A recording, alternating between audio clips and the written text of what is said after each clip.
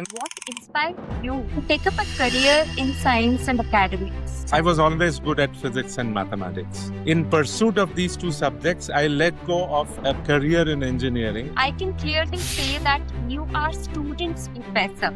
You worked on crystallography problems which remain unsolved for centuries. Within a week, we were at 300 citations. Being a teacher or lecturer is a very underrated career in our society.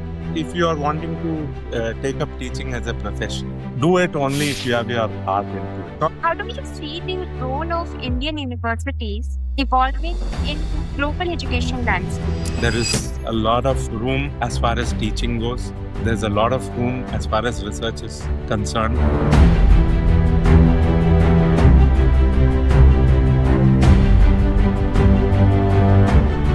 Sir, I welcome you to the Crazy Careers podcast. Thank you so much for joining us in this. Before we begin our actual conversation, would you mind letting us know a bit about yourself, your journey so far, and also the work that you do? All right.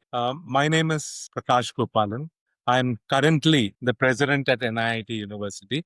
But before I got here at NIIT University, my journey started in a small town in central India, in a place called Nagpur. I did my graduation and my post-graduation from the Nagpur University. And I was among the top 3 students at the university from among 25,000 students or 30,000 students at that time. And then I moved on to IIT Kanpur, where I earned a master's MTech degree in materials engineering. And I had a GPA of 10 on a scale of 10, which put me in good stead. And thereafter, I went to Purdue to pursue a PhD in chemical physics. And it was during that time that I found my, footing as to what I wanted to do. I got into IIT Bombay upon return to India, and I worked with IIT Bombay for 26 years between 1993 and 2019. And during those 26 years, the last 5 years of those 26 years were such that I was seconded to Thapar University as the Vice Chancellor. So I spent 2 terms as Vice Chancellor at Thapar. And then I have finally found my feet here at NIIT University. Right. So you have recently taken over as the president of NIIT University. So what really excites you the most in this new role? Coming to think of it, the Bombay at the time when I left had about 8,400 students. Thapar, when I started in 2014, at 5,300 students. But when I left in 2023 January, it had 12,500 students. So when I joined NIIT University in October 2023, I found 1,100 students at NIIT University. So what gives me a great joy today at NIIT University is being able to groom every single student at the university. For us, a student is not a statistic. He's not a roll number. He's an individual.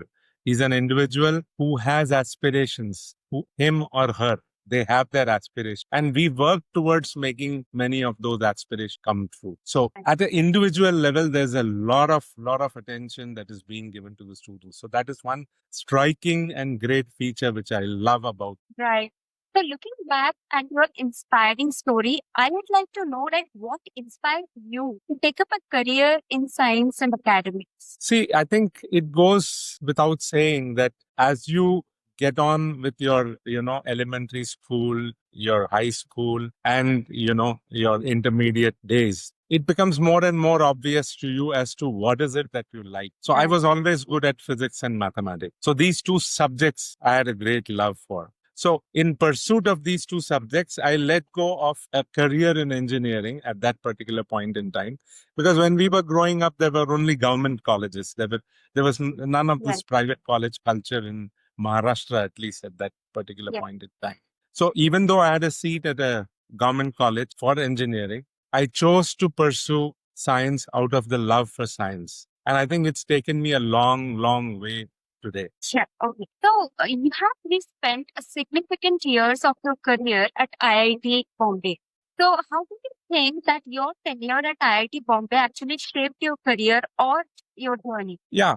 At IIT Bombay, while doing teaching and research, which every individual faculty member has to do, there's also a component called as contribution to the institution or service to the institution. So at IIT Bombay, I was called upon to be something that is, very common, like a warden of a hospital. But Right. I took that role very seriously.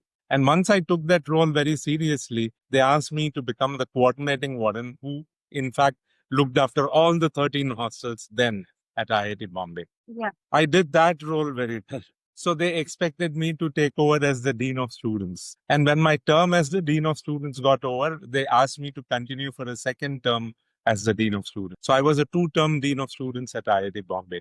So I've given a lot of time to the student community over and above my obligations as a teacher and as a researcher. And in the process, academic administration, came to me very, very naturally. And there were good people at IIT Bombay who groomed me. I'm grateful to them. And they've done a very, very good job of telling me how things are taken care of. So from that point onwards, from with that learning that I had, I then went on to take up many of the roles that I later on took up, either as the Vice Chancellor at Thapar or now as the President at NIIT University. Right. So by hearing the answers that you are giving, I can clearly say that you are students professor. So yes. So I got, Right. I mean, I'm very proud of one or two things only. Yeah. One is I had a so-called a cool tag from my Yes. students at IIT Bombay.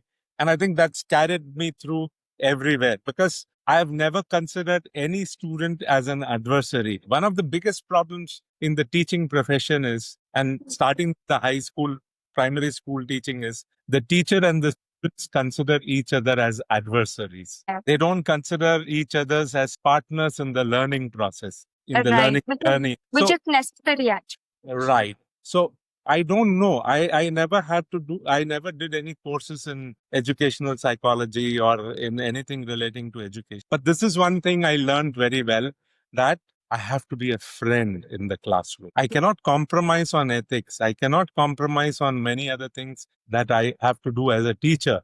But then the least I can do is to be a friend in the learning process. That I kept in mind all through. And that's kind of helped me. So whenever there was any crisis blowing over at any point in time, whether it was the IITs or even later, I just had to be there in the center.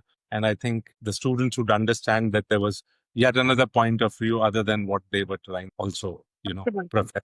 Students need someone who would understand them, and we all remember that one or two teachers who we call good. So we remember them for our lifetime. Like even for my case, also there might be many teachers who taught me different subjects, but I remember only one or two teachers who were very close to me, and I learned a lot from them. So you are among them. I mean, for other students whom you taught.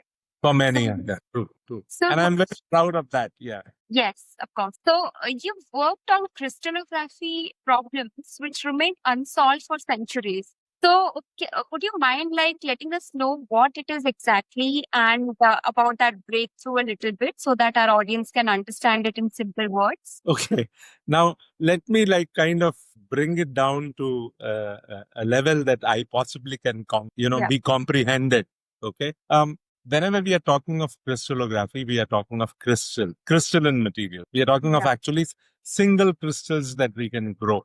So if you even see common salt, NaCl, if you go to the general store, you can still buy it as a crystal. You don't have to buy table salt as it is available to you in a powder Yes. form. In the good old days, it would be sold to you in the crystalline form. So I'm talking of so if you go back in time, X-rays came only in the 20th century. Okay.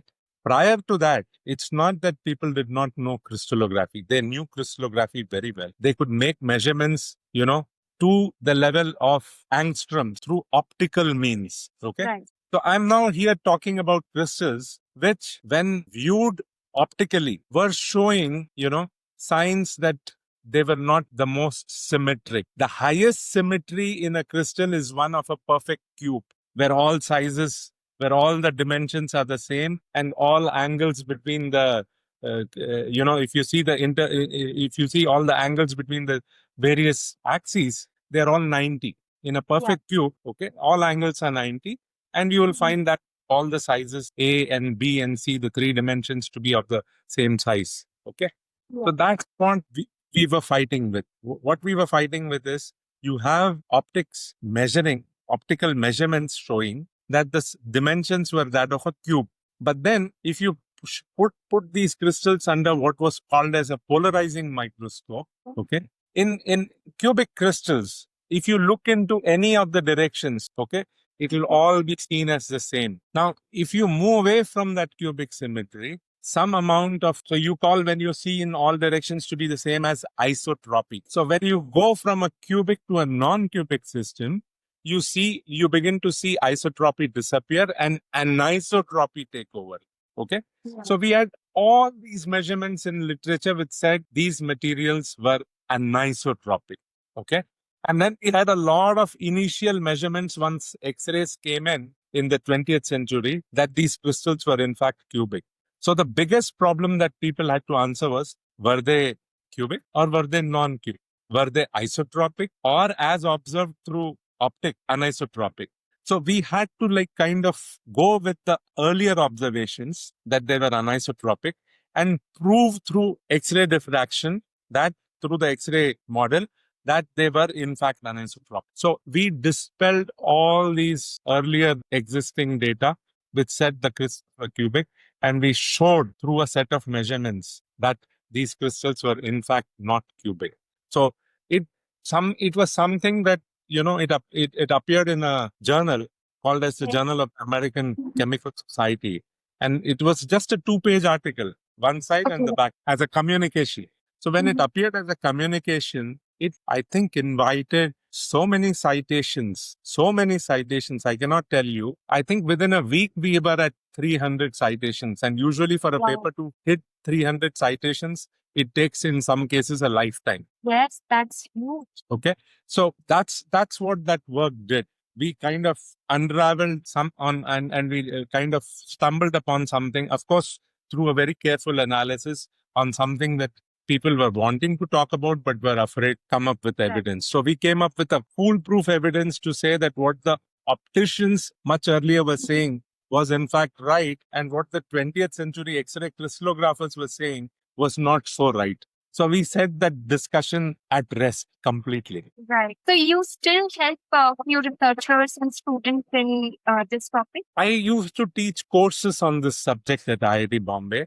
There was a crystallography facility in my program, which I was managing. So I continued with many of my pursuits in crystallography, even after joining IIT Bombay, but not exactly on those problems, but more on problems relating to material science. Because, you know, you cannot make, if you just do that and do nothing, then I think you're also not doing justice. And by the time I came to IIT Bombay, taking care of practical problems became a much bigger issue. So how to use crystallography as a tool in solving practical problems is what we kind of embarked. Right.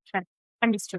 So you taught more than 12 crore courses, and also you won a Best Teacher Award. So, I mean, the main motive of the Crazy Careers podcast is also to inspire more and more people to take a certain path in their career.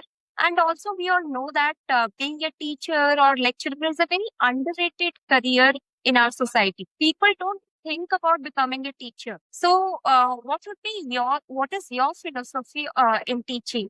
And what would be your suggestion for people who would like to take teaching as a profession? Okay.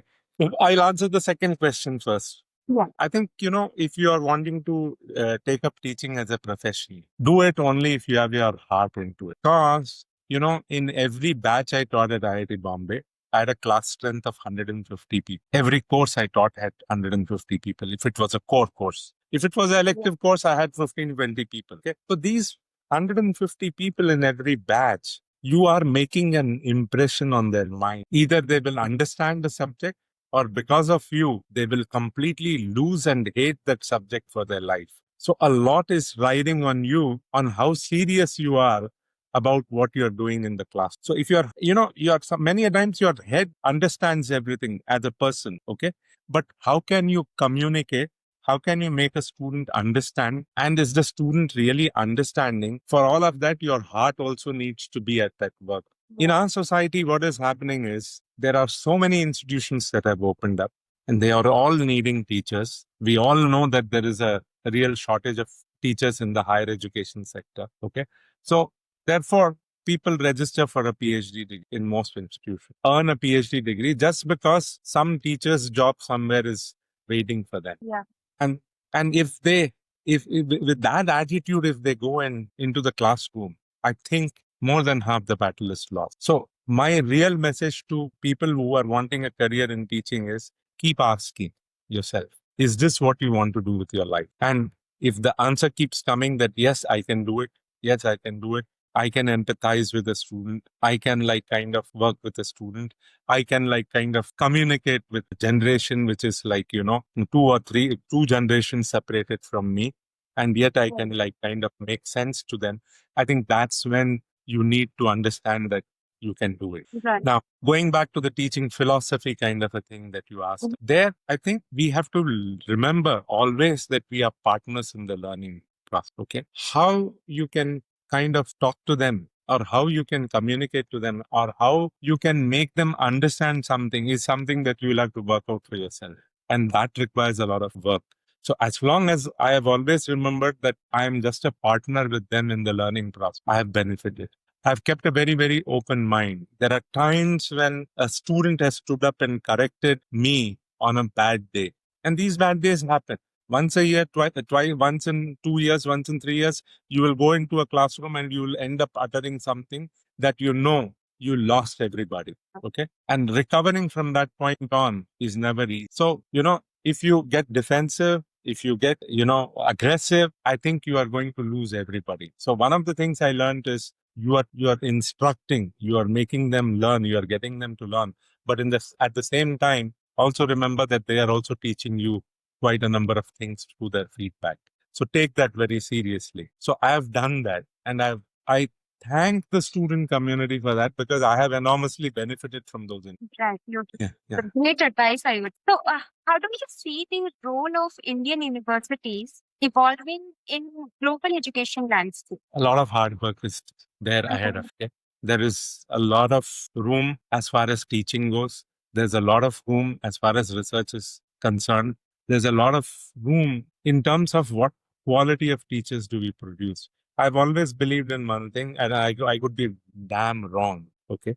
And what I've believed in is you are by and large shaped by the people who. So there comes a point by the time you get into a PhD program and do a PhD that you are, in most cases, barring exceptions, you are only as good as your thesis supervisor. So we need to ensure that the people who are supervising PhD students need to be of a level from where our doctoral students actually gain something out of. I gained a lot, but I'm sorry to say I did my PhD outside the country. I'm not saying that everyone needs to do their PhD outside, but I'm saying the standards of a doctoral degree elsewhere is something that we should do about. There are great institutions in the country. I mean, Indian Institute of Science is there. There are many of these old IITs. There are many of these new thriving NITs, IITs. There are very young universities like NIIT University and others who are trying to like kind of ensure that learning is never compromised at that stage. So that has to happen. And if that happens, I think we have a great future. More than universities, it is all about individual professors. That standard has to go high more than universities. Absolutely. True. So, similar to this question, what would be your advice to the student who like to take up research as a career option? I think there is a lot that can be done. The lot that can be done. I think what they should do is they should test it out whether they have that zeal in them, that courage in them to want to do research. Many universities follow a pattern, including NIIT University, wherein they have in the fourth year of the engineering curriculum or in the second year of the master's curriculum, a research thesis or research credits. So you try this out, take these research credits, see if things interest you there. See if you are doing some things that, make you like kind of think, make you really, really think and wonder how inventions are made, how discoveries are made. So if that kind of a thought comes into your mind, that is when you say, I want to sign up for higher research. That is when you say, I would now ask for a recommendation from my teacher and go for an institution of higher learning and try to do a master's degree or maybe a PhD degree and move on and learn. So Right.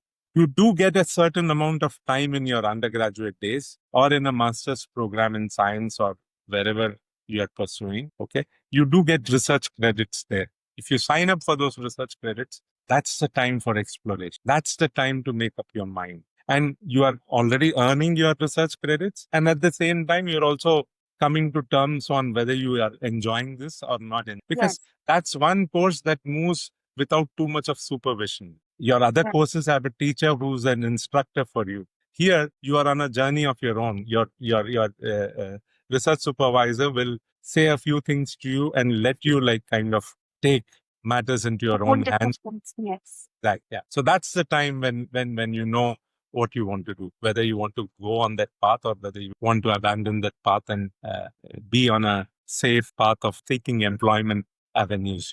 Last question for you. How do you think that in India, science communication can be improved? Because we all know that our researchers are doing a lot of good research, but I think it is not coming out in media in a way that common people can also understand that what Indian researchers are working on. Okay.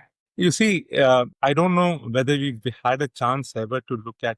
There are 3, 4 magazines that are very, very good. There is a Yeah. magazine put out by the title of Nature. Now, of course, Nature has biology, Nature has materials, Nature has many other things. But then there is an original magazine which comes out of the Great Britain called Nature. Okay. Then there is another magazine which competes with Nature called Science. Then there are some more topical ones like physics today, mathematics today, okay, chemical and engineering news. So there are a number of these magazines and their only job is to communicate whatever is happening at the cutting edge of science or cutting edge of technology, whether it is medicine or whether it is biotechnology or whether it's nanotechnology or even nowadays even things in artificial intelligence and data science and science. Yeah. These magazines are put out. Somehow I am a little bit surprised that all of these magazines come from abroad.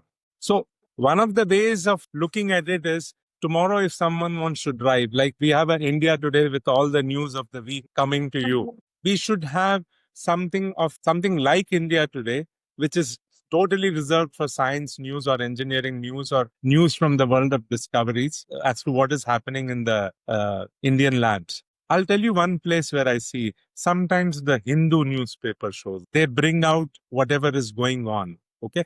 So They there have are in the business line, I believe, where they go for this science stuff. exactly. So I think this is how possibly some more newspapers have to pick up and say that, in my backyard, for example, the Times of India out of Mumbai, you have IIT Mumbai, you have, Institute for Chemical Technology, you have TIFR, you have TIS for social science. There are so many great institutions. You have BRC. Okay. So these guys can kind of, sample from there as to what are the latest things that are going on. And I'm sure they will be able to find some things that they will be able to communicate to the common man as activities happening in many of these labs. It will also revitalize the youngsters and get them interested in the process into what is going on. So I would believe that the newspapers or new magazines that can come up are the only hope for Indian science to actually be popularized out among the people in the country. Great. All right. It was really an insightful conversation. And thank you so much for finding time from your busy schedule and joining us in. Thank you so much. My pleasure. And thanks to you for having hosted me today. Thanks.